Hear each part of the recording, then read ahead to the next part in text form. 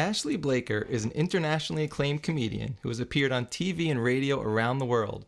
You may recognize him from his off-Broadway shows Goy Friendly and Strictly Unorthodox. His current show on BBC Radio 4 is called Ashley Blaker, 6.5 Children. And I have to tell you, as a one-time aspiring comedian myself, I cannot wait to talk about both his comedy career and his journey to Jewish observance. Ashley, welcome to Saturday to Shabbos. Hello. How are you? Thank you so much for joining us. And I have to tell you, before we jump into your journey, I am just so curious about your comedy career. Did you know at a young age that was where you were headed? Yes and no. I think so. Apparently, I used to do routines when I was like 3 years old, and I think like at high school, when I was asked by the careers counselor what I wanted to do, I actually said a comedian, but it took a kind of weirdly circuitous route to actually get there. But I would say, in a nutshell, in a word, yes. Okay, so you started with this age. A lot of hashgacha practice, a lot of weird kind of heavenly guidance needed to get there.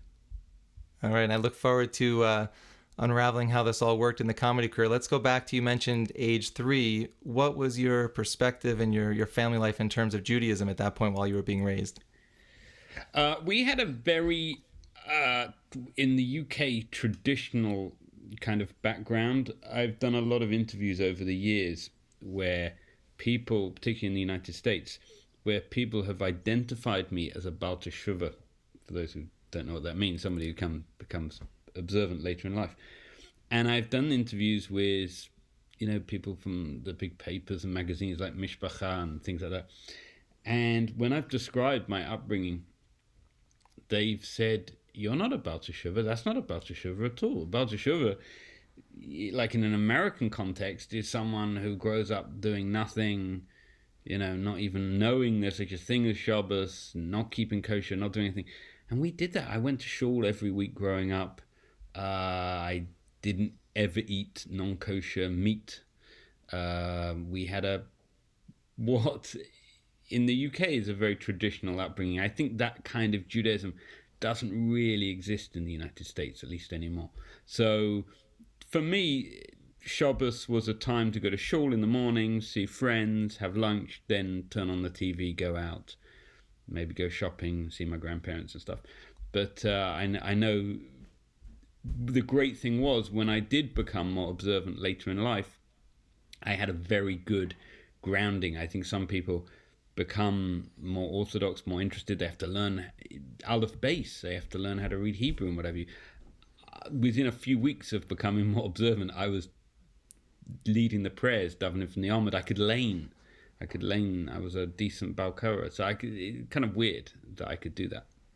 So you really had the foundation. I think you're right, because the things you mentioned, eating kosher, going to a Jewish school, keeping Shabbos, I think do check most of the boxes of what an American would say is already observant. I know, exactly. If you can read if you can look at a chumash, open a chumash and see all those dots and go, yeah, mapach, bashtam, and kind of do all that kind of like, know the difference between all of those different things, then you can't really call yourself a Baal Teshuvah. But in my mind, that I know that's what it, if you're not... Look, I remember a great story somebody once told me. I've read it, I've seen it several times, about, I've forgotten what Rebbe it was. Someone listening to this will be screaming now at the computer. I think it was the Kotzker Rebbe, but that they were lining up to see the Rebbe on a Friday before Shabbos to get a bracha. And the Rebbe asked a boy, "What yeshiva do you go to?" And he said, "I go to Or Samech, but I'm not a Baal Teshuvah." And the Rebbe said, "And why not?" So anyone can be a Baal Teshuvah.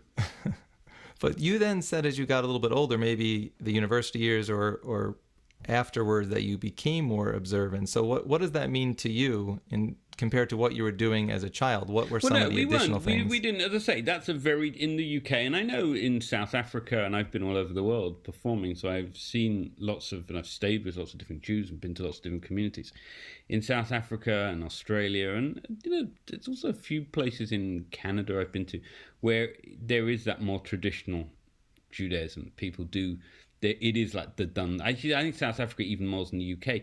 Everyone goes to shul at the weekend, particularly on a Friday night. Even if they don't keep Shabbos. So Judaism to me didn't have that actual strict observance, that sense of, it's just stuff you did, traditional stuff you did, not actually thinking about it too carefully about actually trying to keep Shabbos or trying to fulfill those mitzvahs in any kind of meaningful way. So that's really what it was about, I guess. So then take me inside those university years. You said when you were 3, you were thinking about comedy already. So where are you comedy-wise in those years? Where are you Judaism-wise? How are those two pieces intermingling at that point in your life? What point you're going to what age are we talking here? What do you mean university years? Late teens, early 20s? Yeah. So at that point, I mean, I'm not very interested in Judaism at all. And comedy... Weirdly, actually, the funny thing is, I was an undergraduate at Oxford, and a lot of great comedians have been to Oxford and Cambridge, and kind of went up with the idea of becoming doctors and lawyers and being very interested in their studies and getting seduced by comedy. And I've always been, I'm just one of those people who goes against the grain. I'm a bit of an iconoclast, whatever I do. And so I went to Oxford kind of with thinking I was just going to do comedy, and became seduced by the work. So, yeah, I kind of, in a way, did less and less comedy as university went on, weirdly. That's such a me thing to do. So I did do stuff in my first year. I did a show. I did a comedy play I wrote. And then I just got less interested in it. So, I don't know. I like doing things my own way. But then there must be a point where things turn. Either you had a break or you met someone that kind of reinvigorated the comedy piece of your life. Absolutely. No, I did. I was. So what happened was, it's an amazing story, as I said, of hashgacha pratis. Those that don't. Would everyone listening to this know what that means? Should I explain? It's always good for our listeners to just translate the words. So kind of divine providence. This idea that, God didn't just create the world, but runs it on a day-to-day basis. And, you see the work and the hand of Hashem all the time. So I was an undergraduate at Oxford, I was a graduate at Cambridge, and I was unemployed. I left and didn't know what to do. I really had no idea at all what to do with my life. I was out with a drink with a couple of former teachers of mine from high school. And one of them said to me, I said, I just not only don't have a job, I didn't even have any idea of what I would like to do. It's not even like I was couldn't get the jobs. I wasn't even applying for anything. And he said, why don't you look in the Guardian newspaper? It's one of the broadsheet newspapers here in the UK. Quite left-wing paper, not a paper I'd read. We bought in our house. And he said on a Monday morning, they have adverts in the media. They have a media section. They have interesting adverts. Maybe you'd find something. This was a Thursday evening. 4 days later, I bought the newspaper for the very first time, and there was an advert in it that said, "Do you have funny bones? The BBC needs trainee comedy producers." And it really is an amazing story because, that I hadn't ever bought that paper before, as I say. I was buying it there despite having never even heard of it, that they had a media section. And that advert was only in the paper, I think, for what I believe, 1 week only. And there it was. I saw it at the right time, applied, got the job, and started work at the BBC. And then, just one thing, falls into place, and more things fall into place. And then actually, as it happens, you mentioned there about bumping into people. I bumped into an old friend, someone who I'd been at a touch with. About a week before I started work, I bumped into someone in London, and someone I was at school with, and said I had this new job and he wanted to do something. We said we'll do something together, and it became an incredibly successful BBC comedy show, all because I had this job, all because I bumped into someone at the right time. You could I bump into people in the street all the time, but you bump into people at the point that will make the biggest impact in their lives. And funnily enough, this person in his autobiography actually wrote a whole bit about this meeting, about how it was the meetings that changed his life. So, it's an interesting thing. And then around that time, Jewishly, I got married. And when we got married, So they do this thing in the UK. When you get married, you get free membership. If you get married in an Orthodox shul, you get free membership to the synagogue of your choice. And so we joined the synagogue nearest our new home, and I went along, and an incredibly smiley, friendly rabbi basically kind of hooked me in. He was the kind of I've often joked about him being like the drug dealer, just starting off small with the kind of gateway stuff, and then kind of luring you in. But he was very smiley. I'm someone who's very. I find it very hard to say no to stuff, I should say. That's why I'm doing this, obviously. Nice. And he said to me, like, he obviously saw I was keen. I went like maybe 2 weeks running, and then he said, "What are you doing this afternoon? Because we struggled to get a minyan on a Saturday evening." I probably just couldn't think of an excuse, so I went, and then he said, "Well, what are you doing on Sunday mornings? Because we often struggle." And then it was Monday mornings, Tuesday mornings. By the end of the week, I was like going every day, so I kind of had no choice. So this is what I'm so curious about. I want to parallel path your comedy career and your Jewish journey at this point, because if I go back to that time period you were talking about, kind of that early 20s, I also was thinking about becoming a stand-up comedian. And I performed in my 20s probably 50 or 60 times at Caroline's, Stand Up New York, Comedy Cellar, the Comic Strip. And what I discovered is that the people who really went for it, they didn't also try to pursue an alternative career. You had to be really all in on comedy. And I never left my day job. And I think that had a lot to do with not having both feet in. Whereas the job that you took from that advertisement kind of pushed you on that path where you were all in. Do you ever think about that, of how committed you were at that age and how that may have played into your success? I think you're right. I mean, I should say I wasn't a performer then. It was only about 5 years ago. But again, another completely serendipitous sequence of events got into performing again. And I think, again, you do have to go all in. And I think you're entirely right about not having another job it's very difficult. You can't, I don't think you can do other stuff. You do have to kind of be fully committed to it. And I think that's right. I mean, interestingly, the thing what you were saying about the parallels, for me, the parallels between that and my religious journey they're very intertwined. They're really intertwined, because I had done some stand-up when I was like a teenager, like 16, 17, 18. I was very precocious. And I wasn't bad, actually, I must say. I wasn't great by any means, but certainly for that age, I think I was pretty good. But I didn't really have anything to say, because you don't really, like, what are you going to talk about at that age? You don't really have any life experiences or anything to kind of really talk about. And I kind of, one thing and another, work, then getting a job at the BBC, but as a writer and producer, not as a performer. It kind of fell by the wayside. And it was only years later, having become more observant, that it gave me something to talk about. I mean, certainly that's not why I did it, but suddenly I found something that I was interested to talk about. And then you move on, and I mean, now I feel like I've moved on. I've kind of done that, and I'm kind of more interested in talking about other stuff. But it's weird that for me, they're very much intertwined. And what about the part that there are really so many Jewish comedians out there? You have a difference in being an observant Jewish comedian. Do you see a difference in the kind of material they can do versus what you can do, as you're trying to sort of meld in the Torah values of certain material maybe you do or don't want to do? Or do you feel like you have the same openings as a secular Jewish comedian? He giveth with one hand, he taketh away with another. I mean, there's pros and cons on both sides.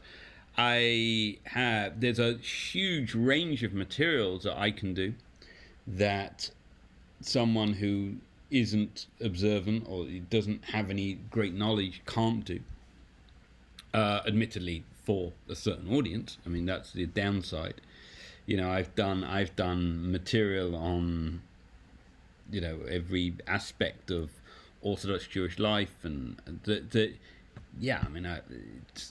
Larry David's not going to be doing material on that kind of minutiae of Jewish life. But as I say, I mean, you can't do that on HBO. There's a time and a place for that stuff. So, there's pros and cons. I mean, I think that the challenge I find, and I think that one of the things that I've kind of found an interesting struggle over the last few years is then not to be pigeonholed in a certain area. I think that's creatively something which is why I'm happy to do, and I get asked all the time to do, well, certainly pre-pandemic, and hopefully when we start traveling again once again, we'll do this soon. I'm hoping to come back to the United States after Yom Tov, all being well, that performing for Orthodox Jewish crowds all over the United States at big events, charity dinners and all those kind of things, sometimes in shuls. I'm happy to do all that stuff, and it's great, and it's really enjoyable. It's really enjoyable to perform those kind of in-jokes, as it were, and without having to kind of explain what a mezuzah is or explain what tefillin are. So you can just do a joke about wearing tefillin, or you can do a joke about Chabad, and you don't really have to explain what that is or whatever. But I think that but for the wider world, I trying to not do so much that, because I think that otherwise you just get pigeonholed that that's the one thing you do, and I think that's a dangerous thing to do. Can you tell when you look out into the audience kind of what the makeup of the crowd is, if it's predominantly observant people, if it's a mix of Jewish, non-Jewish? Does that guide what you're going to talk about? No, because I don't really work like that, because I'd really know well in advance what I'm doing. I mean, it depends what kind of scenario you're talking about, really. I'm not a club comedian. I mean, so I perform, so if I'm doing a theatre show, I mean, by and large, it depends. Some theatre, lights and you can't see anything anyway, the audience. And I don't really change the material in that way. I would know what I'm doing. Like if you're doing an off-Broadway show, I've done 2, and you're doing the same material every night. By and large, you're doing the same show. The first show I did was called Strictly Unorthodox, and was very much aimed at a Jewish crowd. I think a few non-Jews came, but it was very much aimed at a Jewish crowd. So that show, that's what it was written for. This next show, called Goy Friendly, but as its title suggested, was Goy Friendly, and had materials that was for everyone. And so every night, or every performance, some daytimes, what the makeup of that audience, what percentage Jewish, what percentage not Jewish, what percentage not from, I couldn't tell you, but it doesn't matter, because that's the show I've written is for everyone. But that's a bit like, when you make a TV show, you make a radio show, you can't see who's listening or who's watching, so you have to make it as accessible as possible. Right, and so you mentioned your 2 off-Broadway shows. Let's go into your latest project, Ashley Blaker's 6.5 Kids, which I know you're doing for BBC Radio 4. I wanted to play a clip from that show to give our listeners a sense of it. A key component of doing Orthodox Judaism properly seemed to be having lots of children. Everyone I knew had loads of kids, and, well, I guess I wanted to keep up with the Cohens. Look at that! They're bringing home another baby. Not another one. Honestly, there are friends of mine who keep having children to the point I no longer know how many they've got. It's a bit like the Fast and the Furious movies. You think, can they really still be making them? Surely they've made enough of them by now. But no, every year they knock out another one, and you have no idea what number it is anymore. And like the Fast and the Furious movies, the kids will cost the people who produce them a small fortune, but unlike the movies, you have almost no hope of making your money back. So I have to tell you 2 reasons I love that bit. First of all, you say keeping up with the Cohens, so for myself, having the name Jeff Cohen, it of course speaks to me. But secondly, when I was first becoming observant, I innocently said to someone, "Oh, how many kids do you have, or how many grandkids do you have?" And they said, we don't count them. And I learned it had something to do with bringing on the ayin hara, where people might be jealous that you're able to have kids and they're not. What was kind of the background in your mind to that specific bit? Yeah, it's funny. I noticed a little bit of censorship in the middle there. You were talking about doing materials that some people, other comedians can do or can't do, and I see you've taken a little bit of the scissors there. So go to the BBC. If you just Google Ashley Blaker's 6.5 Children, you'll find the whole series. is available online. You can listen to them unedited. So, funnily enough, actually, I think there was I've done a bit about that Ayin Hara thing, and there was in that episode. That's the first episode of that series, and there was a bit about that, but which didn't. Again, was also cut for time. But about how, like, I had the same thing when I first became more Orthodox. I met someone. I asked, like, how many children do you have, and he went like,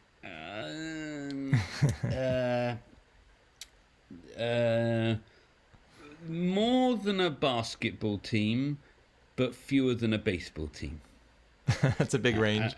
Yeah, I don't know what that means. What does that mean? What, 6, 7, 8?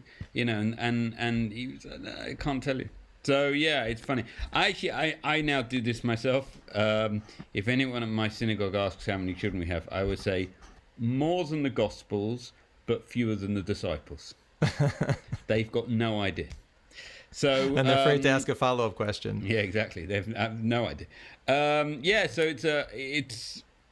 So basically, I mean, as it happens, this series is really kind of like, I would say, not so Jewish, but you've found that one bit from the first episode. I kind of felt like the first episode's about having a larger family. We've got 6 children, which in the, you know, maybe in the Orthodox Jewish world is slightly below average. But you know, when I perform for non-Jews, people go, "Wow, 6 children? That's ridiculous."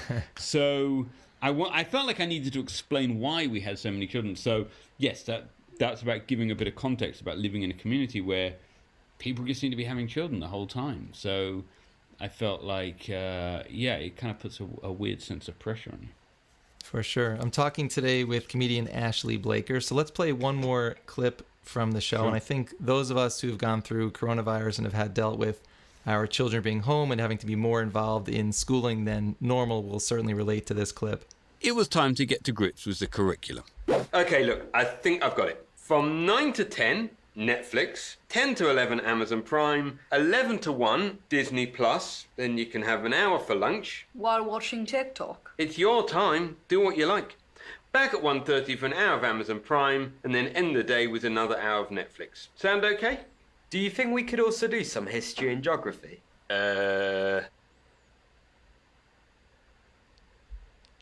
So if only streaming services really could step in and take care of educating our children. But I really know that a lot of parents are now finding it difficult to wean their kids off of all the technology that they were relying on as some of the schools open up. What's your perspective on this bit? God, it was a really difficult. So that's from episode 4, which is called Lockdown. It's all about parenting during lockdown, how it was a really difficult time, but also how in the end maybe we'll look back on it actually as a golden period in our lives. And you know, in many ways it was. But the certainly if you didn't get ill, didn't have illness or even worse in the house or family. But yeah, I mean, thank God they're on summer vacation at the moment, but they'll go back to school. Well, I mean, typically, of course, they're going back to school this year for like one day, and then it's Rosh Hashanah, and then exactly. the month of September is just like out. But eventually, they will go back to school, and hopefully, there won't be any more lockdowns and what have you. And look, I mean, the horse had already bolted in terms of the electronics and the devices and what have you, and you know, more power to the ultra-Orthodox world that doesn't allow any of those things. And I know some of the schools here, some of the day schools were insisting that they didn't use Zoom or any of those things. You had to phone in, and they were doing all kinds of more, less technologically advanced methods to reach the kids. But like, you know, for those of us that aren't quite there, you know, it's the horse has bolted. So you know, good luck shutting the stable door now. I'm having the same problem with my kids because they just got so used to it over the last 18 months. But I hope in September when they go back to regular school and they get back to their old rhythms. I want to now kind of go back into, we were talking before about this parallel path of having a comedy career going and living an observant life. Do you find any specific challenges of juggling the two at the same time versus if you were just a comedian and religion was not a part of your life, what are a couple of the challenges you face? I think that's challenges, obviously, which are typical, I think, to anyone's life who's observant Jews. All those challenges over Shabbos observance and Yom Tov observance. We were just saying, like September this year.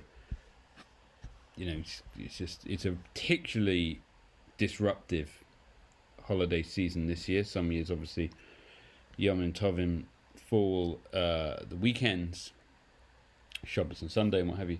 This year, it's really, half days Monday, Tuesday and Wednesday off, and some Gedalia, and it's Erev Yom Kippur, and then it's Yom Kippur, and it's Sukkot, what have you. So all of those things, not working at weekends. Friday nights, meanwhile, I did, my shows in New York. Obviously, the shows were dark on days when every other show is they're dark on Monday, and I'm not going to be dark on Monday because we're dark on Friday night, and even if you can do it on Saturday night in the winter, no Saturday matinees and stuff like that. So all those kind of challenges, obviously challenges over food, depending on where you live. It's it's why I love being in New York and performing shows there. It's not even like it's just not an issue. But when I did the Edinburgh Festival, for example, it's a lot more challenging. And as I say, I've travelled all over the world. But also, I think more generally, it's interesting. People are I've noticed over the years, people are very dismissive of. We live in a very secular culture in the United States, in the Western world, and what have you, and particularly the comedy world. The comedy world is very secular, obviously very secular, very anti-religion. People have got a very dismissive attitude. So I just think that it's like if you were going to do a show about Judaism, they're kind of more interested if it was the kind of I suppose a bit like the My Unorthodox Life on Netflix and that kind of thing. It's more appealing to go, this is where I was and I'm going to tell you about it from having left, rather than kind of going towards. I think that's a much harder sell. Just because people are quite... As I say, I don't know if that's unique to Judaism. I think that's a general thing. Do you find that you meet people, say, after shows, maybe even younger people who are observant already, are thinking, I want to be a comedian too, and they're kind of asking you, can you balance the two? Can you be in a comedy career, any kind of entertainment career? Yeah, loads of people have said to me over the years that I kind of inspired them, whether they've got anywhere with it yet, but like inspired them to either to go down that path, or to, if not quite comedy performing, to maybe that they'd want to work in TV, or they want to work in entertainment in general, or a different kind of job, or just do some things that they thought maybe wasn't so open to them. And that's great. When I hear things like that, I'm always pleased. It's nice to inspire people in that way, in whatever way. If people say that are an inspiration in some way, that's great. I'm always happy to do that. That's not why I do it, but it's very nice to hear that. Do you see that funny bone in any of your kids? Like you talk about in an observant family about passing on the family business. So who do you... I'll let listeners judge for themselves. So my show, my series, actually Blake and 6.5 Children, my real children are in the show. They make cameo appearances, and some of them are very funny. And a lot of people said to me, they can hear one child in particular who's got a very funny deadpan delivery that maybe he'll want to follow in that route. But I mean, that's up to them. I wouldn't. It's a tough business, that's for sure. It's a very tough business. Tough, frustrating business. Like I'm sure work is, but yeah, it's definitely a tough business that a lot of people want to get into, and very competitive. And when you talk to your children, not about comedy, but about Judaism, what are some of the goals you share with them, either for them as they're growing up or for your family in general? What do you think about from a Jewish perspective, I would say, the next 3 to 5 years you'd like to see happen for your family? I've got to, you listen to a lot of rabbis speaking and parenting shurim and stuff, and I kind of, I maybe go against some of those that, like, you know, I know lots of people, fellow B'nai Shiva, but also just Orthodox Jews who've got very, very fixed mindset of what they want for their children, the path they want, the yeshivas they want them to go to, the shidduchim they want them to have, and all of this stuff. And my wife and I both vehemently feel that while you might have a preference, we're really not very dogmatic in that way. I think, you know, we both appreciate the fact that we've made choices in our lives. My wife had a similar upbringing to mine, actually probably slightly less observant. And we've had, you know, we've gone on our own journey and made our own decisions as years have gone on. And I think we very much feel that our children, you want to raise your children to have the confidence to make the choices that are right for them. So I kind of don't want to enforce on them. All we can do is try and show them what we, you know, think is the right way, but they'll do what they like. Yeah, I always tell my kids that I came to this later in life, so I feel like I had a choice. And they might think, well, I'm being raised with it and therefore I don't have a choice. But I want them to be choosing it every day and fall in love with this type of life and feel excited about it, so that when they become an adult and they're not, you know, living with my wife and I anymore, they're still feeling like they're choosing it every day and they're happy about that choice. So I find that is connected to not forcing my perspective on them. I want them to find what sort of ignites that flame for them, so that they're passionate about it in their own right. Yeah, no, 100%. I mean, I think that's right. Yeah. So I want to thank you, Ashley. Yeah, I was just going to say, I heard a Rosh Yeshiva was saying, we went to something, and this was some years ago, but somebody came to one of the children's day schools and was saying, you know, whatever your child gets into, if your child is interested in baseball, if your child is interested in model aeroplanes or what have you, just get into it with them, encourage them, and share a passion. And I think, you know, you just want to see the children be passionate about stuff and be interested and not be sat just watching screens and what have you. And I think that's for sure is something that I think can all be helpful. Well, you want to find whatever that hobby or interest is, whether it's sports, music, etc. Yeah. But then within religion, you're also trying to find what about it turns them on. Do they enjoy the classes? Yeah. What is it, you know? Exactly. So, Ashley, I wanted to tell you that we like to, at the end of all of our segments with all of our guests, we do a lightning round, which I have a feeling, given your career, you're going to be fantastic at. And I'm going to ask you 5 that's super fast questions. All right? So don't think too much on them, and the first thing that pops in your head, okay? Okay. All right. So the category is Jewish favorites. And the first question is, what is your favorite Jewish food? Favorite Jewish food? I think challah. I think it's like challah. I think challah is just, it's better than bread. Is there a particular kind that you like? I think like the everything. I mean, home-baked. Always home-baked. There's something about, you know, there's some foods, like weirdly, pizza. Even though, so pizza's baked in an oven and what have you, but somehow pizzerias you can never do because it needs like that special stone oven and whatever. Like no one's home pizza is ever as good as the pizza you get in a pizza store. But challah, no challah you ever buy at a bakery will ever be as good as someone's home baked challah. Something about it, it's amazing. For sure. And what is your favorite mitzvah and why? My favorite mitzvah, I always think, I've thought about this a lot over the years, my favorite mitzvah is, I think, making a Kiddush Hashem. It's one that I really feel really passionate about. Feel, you know, when I'm outside, looking like a Jew, wearing a kippah, whatever, very determined to make Kiddush Hashem, very much really anxious about not making a Chillul Hashem. You know, I so many things over the years, like things that I've been really annoyed in a store. The store clerk is not serving you when you want to, not doing this, not doing that. And I've kind of bit my tongue and not said anything because I just don't want to make a Chillul Hashem. I'm so keen to make sure that make a Kiddush Hashem. So yeah, making a Kiddush Hashem, avoiding a Chilul Hashem would be my answer. Okay, and your favorite Jewish holiday? Do you mean like a Yom Tov? Whatever that means to you. Favorite Jewish holiday? I like Sukkot. I think I'd say Sukkot. I was trying to think of a funny answer, but genuinely, I like to. I mean, I was going to say how much I dislike Purim. I did a video with the late Rabbi Sachs about how I dislike Purim so much that you can find on YouTube.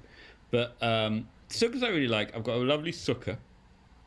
We have an indoor sukkah that opens up, and it's a really, it means you can do it in a geschmack way. You really feel like you're doing, when I first became observant, we had like one of those really horrible pop-up sukkahs.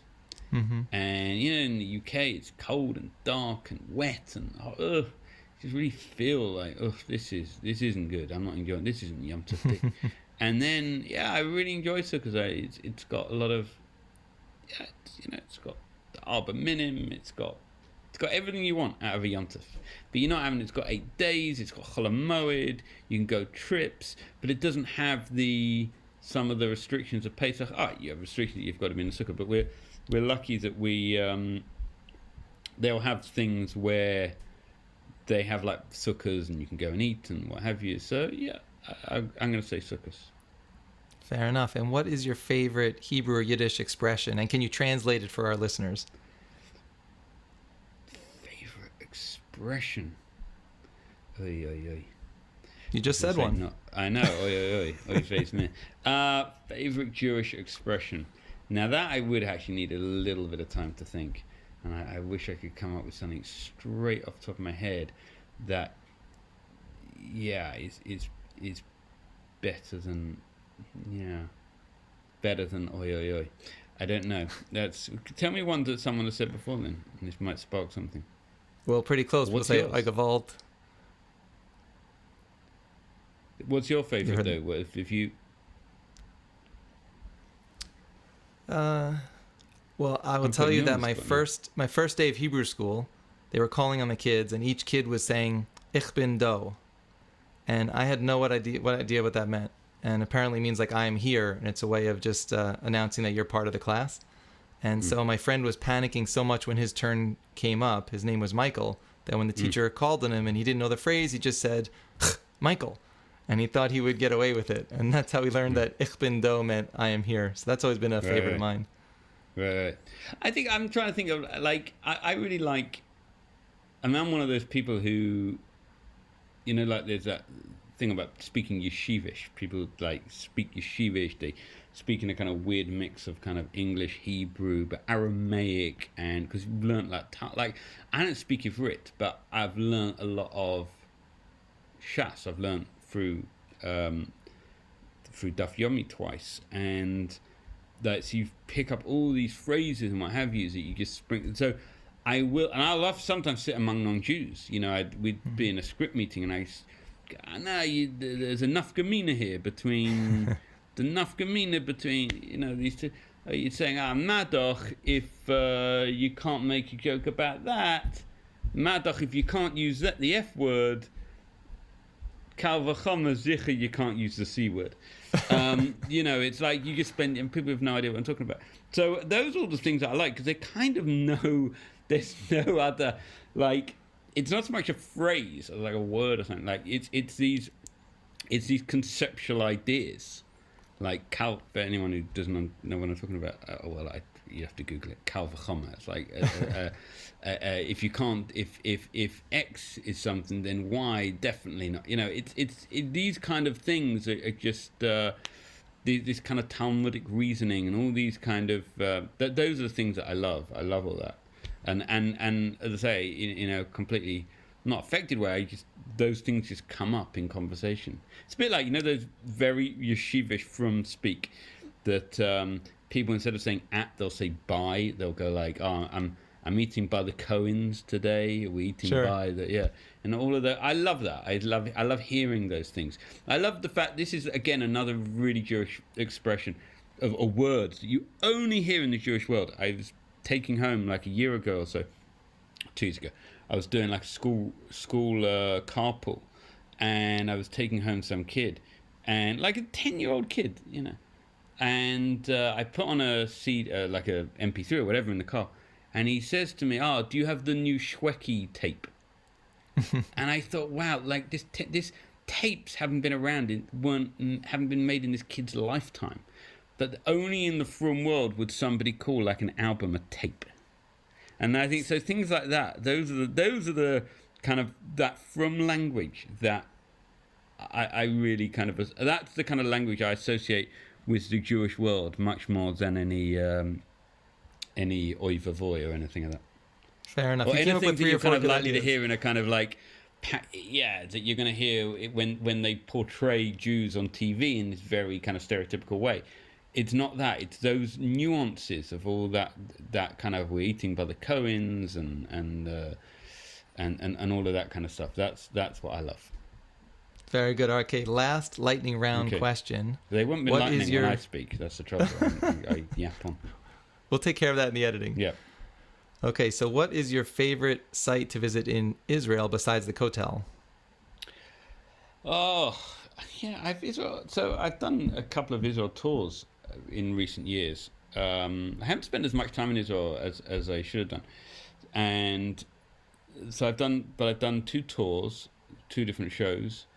So apart from going to the Kotel, favorite place to go would probably be McDonald's. There is something, whenever I think they have some kosher Burger King. There's something incredibly exciting about being able to do those things in Eretz Yisrael that we don't have outside of. Actually, I think there's a kosher McDonald's in Buenos Aires in Argentina, but apart from that, you have to go to Eretz Yisrael. So I'm going to say McDonald's. So as someone who travels the world, you need to know where all the kosher McDonald's are, so you have to have them all on your radar. That's what I just said. I said Buenos Aires, but I haven't been. So I've performed on 5 continents, but South America isn't one of them. So one day, it's Hashem, I'll go to perform in Argentina. I don't think they speak. Someone told me. I think Chile. They speak a lot of English in Chile, but not so much in Argentina. Beautiful job in the lightning round. Ashley, I want to thank you so much for joining us today. Pleasure. And please keep an Ashley, I want to thank you so much for joining us today. It's been a privilege having you on the show, and I want to tell our listeners, please keep an eye out for his 2022 tour based on his BBC Radio 4 show, Ashley Blaker's 6.5 Children. Thank you. You got it.